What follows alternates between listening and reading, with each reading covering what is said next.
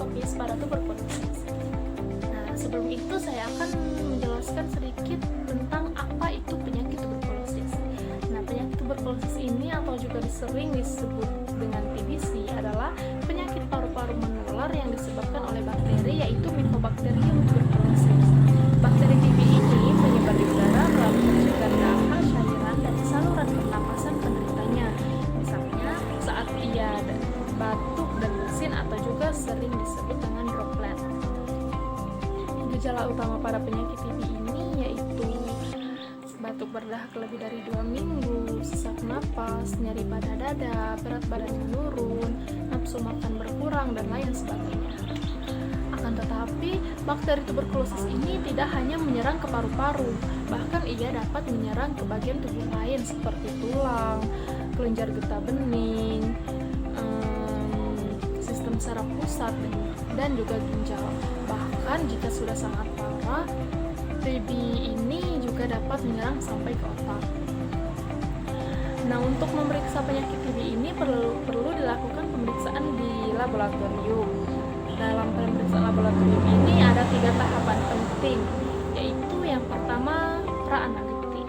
Praanalitik ini dapat dikatakan sebagai tahap persiapan awal, di mana tahap ini sangat menentukan kualitas sampel yang nantinya akan dihasilkan dan mempengaruhi proses kerja berikutnya. Tahap-tahap pemeriksaan praanalitik meliputi persiapan pasien, pemberian identitas spesimen, pengambilan spesimen, pengolahan spesimen, penyimpanan spesimen, dan juga pengiriman spesimen ke laboratorium. Nah, untuk tahapan yang kedua yaitu analitik. Analitik adalah tahap pengerjaan pengujian sampel sehingga diperoleh hasil pemeriksaan. Tahapan-tahapannya meliputi kegiatan pemeliharaan atau kalibrasi pada alat, pelaksanaan pemeriksaan, pengawasan ketelitian, dan juga ketepatan. Untuk yang ketiga yaitu pasca analitik, ialah tahap akhir di mana pemeriksaan dikeluarkan untuk meyakinkan bahwa hasil pemeriksaan yang dilakukan benar-benar valid atau benar. Nah, tahapan-tahapannya adalah kegiatan pencatatan hasil pemeriksaan dan juga pelaporan hasil pemeriksaan. Untuk lebih jelasnya, mari kita simak video berikut ini. Cara mengeluarkan dahak untuk pemeriksaan TB. Pemeriksaan TB yang baik diawali dengan pemeriksaan dahak terlebih dahulu. Namun, untuk mencegah virus TB tersebar, ketika mengeluarkan dahak perlu dilakukan dengan cara yang baik dan benar. Pasien sebaiknya mengeluarkan dahak sambil berdiri. Pemeriksaan dahak baik jika dilakukan di tempat yang terbuka atau yang memiliki jendela yang cukup lebar. Hal ini untuk mencegah penularan kuman TB pada lingkungan. Kuman TB akan mati oleh sinar matahari langsung. Pasien harus berkumur terlebih dahulu agar mulut bersih dari sisa makanan. Siapkan wadah atau pot dahak yang telah disediakan oleh rumah sakit atau puskesmas. Untuk mengeluarkan dahak, tarik napas dalam-dalam kemudian tahan beberapa saat, kemudian batukan dahak ke dalam wadah atau pot yang telah disediakan.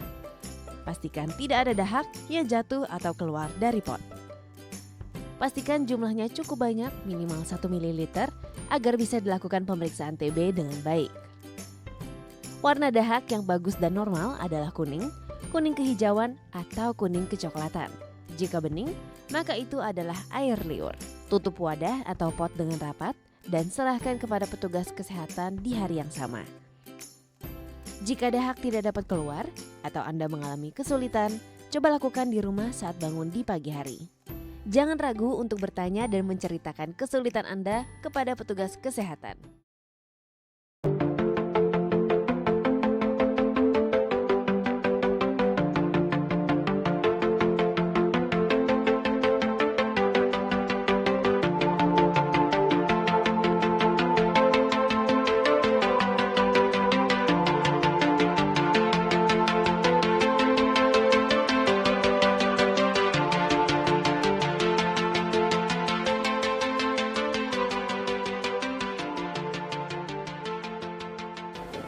Pewarnaan basil tahan asam.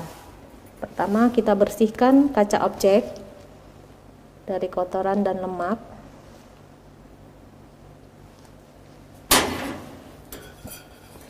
Cek ditaruh, kemudian ambil bahan pemeriksaan yaitu sputum, Pilih sputum, bagian sputum yang purulen atau ada bercak darahnya untuk dibuat sediaan.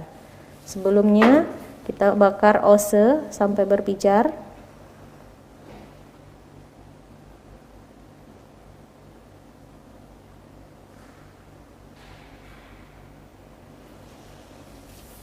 Kemudian kita ambil bahan pemeriksaannya, yaitu sputum. Pilih bagian yang purulen.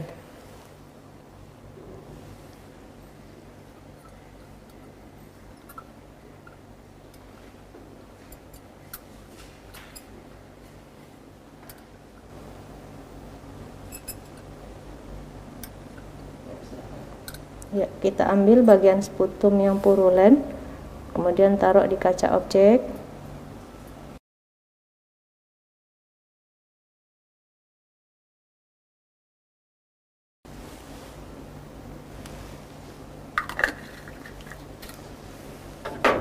Kemudian kita tipiskan.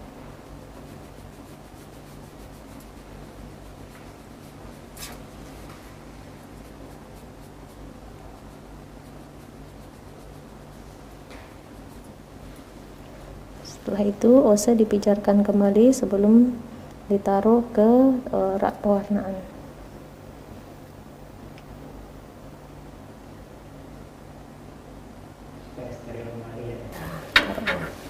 Slide kita tunggu kering. Setelah kering, slide kembali dilewatkan di atas api untuk memfiksasi. Untuk pewarnaan basil tahan asam, pertama kita teteskan karbol fuksin sampai menutupi semua sediaan yang telah kita buat.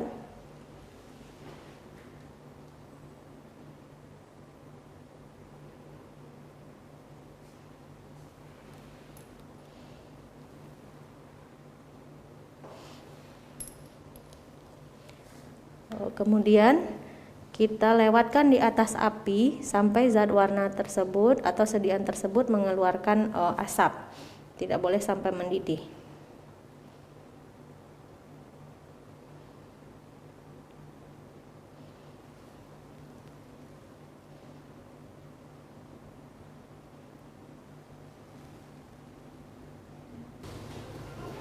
Nah, tuh sudah mengeluarkan asap. Jangan sampai mendidih. Setelah itu kita tunggu selama 5 menit.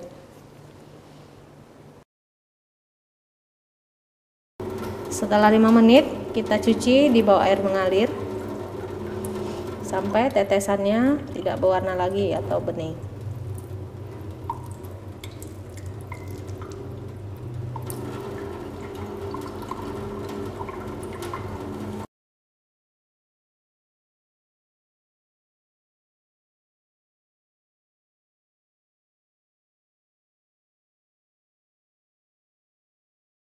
Setelah kita cuci, kita lakukan sediaan, kita berikan asam alkohol 3% sampai zat warna tadi luntur atau sekitar 3 sampai dengan 5 detik. Kemudian setelah itu kita cuci di bawah air mengalir.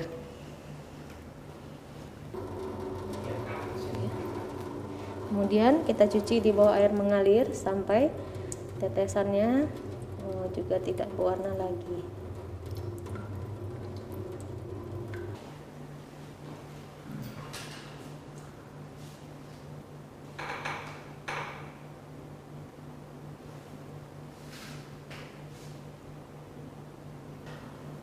Setelah itu kita teteskan zat warna kedua, yaitu methylene blue. Tujuannya adalah untuk mewarnai latar belakangnya.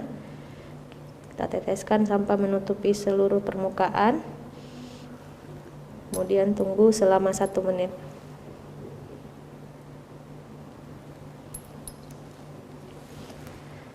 Setelah 1 menit, kita cuci kembali di bawah air yang mengalir.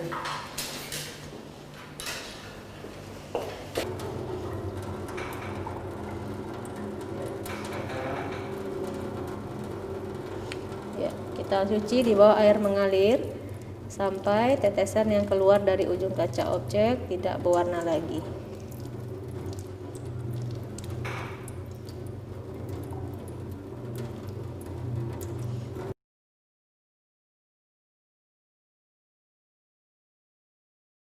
Kemudian slide dikeringkan dengan menaruh slide pada posisi berdiri. Setelah kering, slide siap untuk dilihat di bawah mikroskop dengan perbesaran 10x100 dengan menggunakan minyak imersi atau imersi oil. Teteskan oil imersi 1 tetes saja, kemudian lihat sedia slide di bawah mikroskop dengan menggunakan perbesaran 100 kali.